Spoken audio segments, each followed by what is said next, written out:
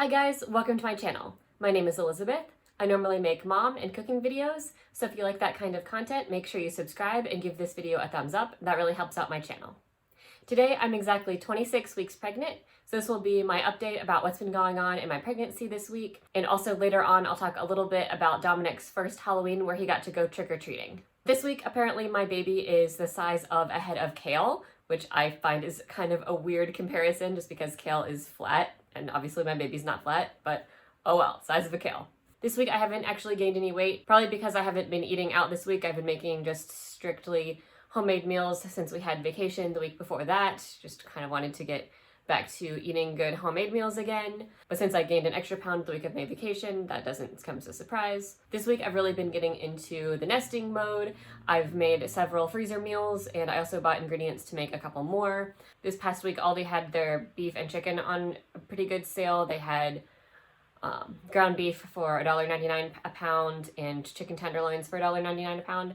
So I got some of that to make my freezer meals with. What I ended up doing for the two that I've made so far, I made it so I could have it for dinner that night, and then also I made a big pan to put in the freezer. So if my mom or another family member is over helping us take care of the baby, I can just make one of those freezer meals for all of us. I took a picture of one that I'll post here. It's a sour cream beefy noodle bake. It just has sauce as far as the vegetables, so I would prepare this with another vegetable. And then the other one, I forgot to take a picture, but it's a casserole with tortellini, broccoli, onions, red peppers, chicken, and a sauce, and a little crumbly topping. So that's pretty much a complete meal, so I could just serve that by itself, maybe with some bread. I also have a recipe for a breakfast casserole that I want to make, and a Greek ziti style casserole. I'll probably make those in the next couple of days, and I'll try and remember to take a picture that I can show for next week. If these look good and you guys want the recipes, let me know. I loosely followed recipes that I found online, but I did make a couple adjustments, so I can share those if you're interested. As far as symptoms this week, I do have a couple new ones. I've noticed that I started getting varicose veins just on my right leg, which is a little bit weird, but my left leg looks perfectly fine. Then my right leg has been getting them. So I'll post a picture of what that looks like here.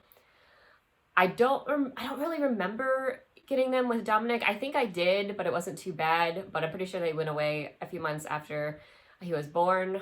I mean, it doesn't really bother me. It's just something that's a little bit weird. I haven't really noticed like swelling. My feet maybe seem a little bit more swollen than normal, but not anything crazy.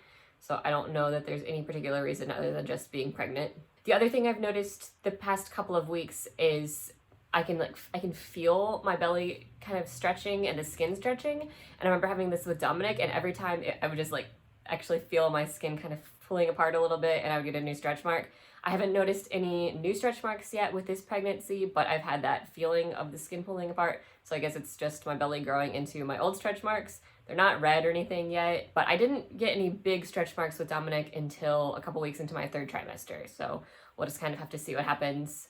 But as I've talked about a little bit in one of my other videos, stretch marks don't bother me. I know they're mostly genetic and there's not really anything you can do as far as creams or lotions to prevent them.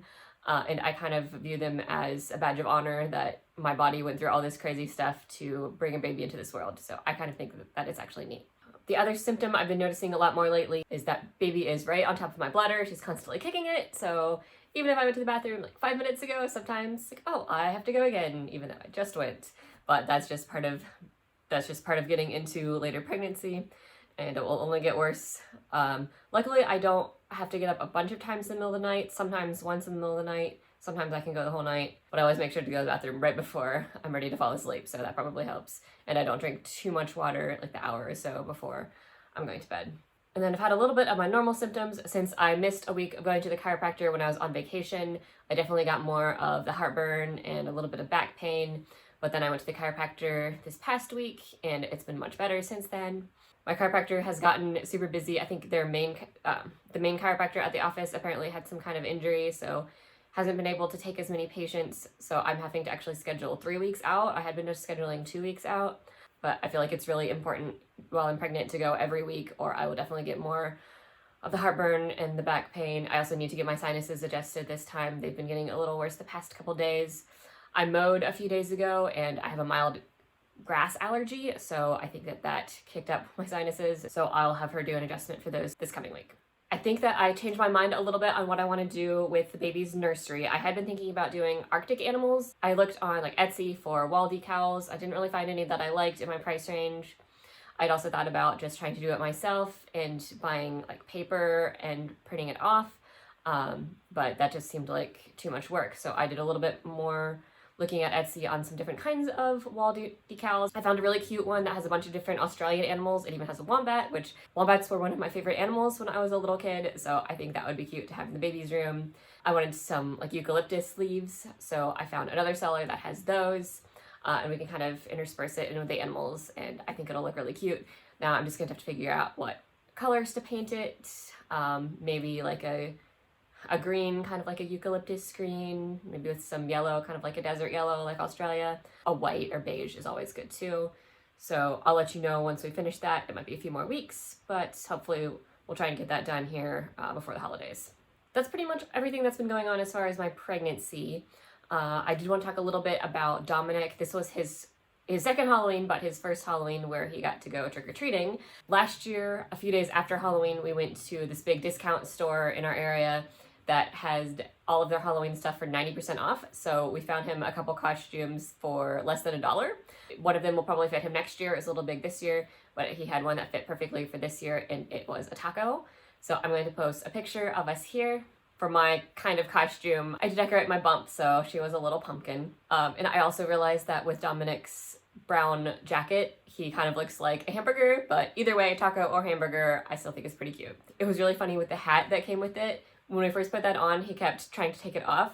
And then I picked him up and I took him into the bathroom where there was the mirror, and I put it back on when he could see himself, and he could see himself with the hat, and he just thought that it was, I don't know if he thought that he was just a cool kid or what, but after he saw himself in the mirror, he started giggling, and then he decided to keep it on. He didn't once try to take it off after that. As far as the actual trick-or-treating, mostly either myself or my husband held him and walked with him.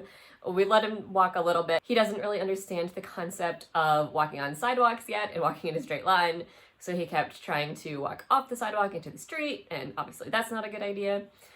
So mostly we just held him, or we would each hold one of his hands and have him walk in between, but that didn't last very long. He doesn't quite realize yet that candy is in a wrapper and you unwrap it and then you eat it. He just thought that the candy in the wrapper was fun toys.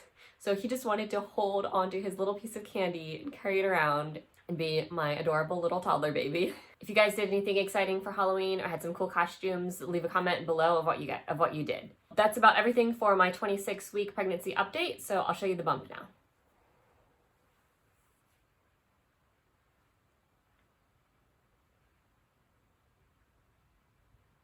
Thanks so much for watching. Make sure you subscribe and give this video a thumbs up.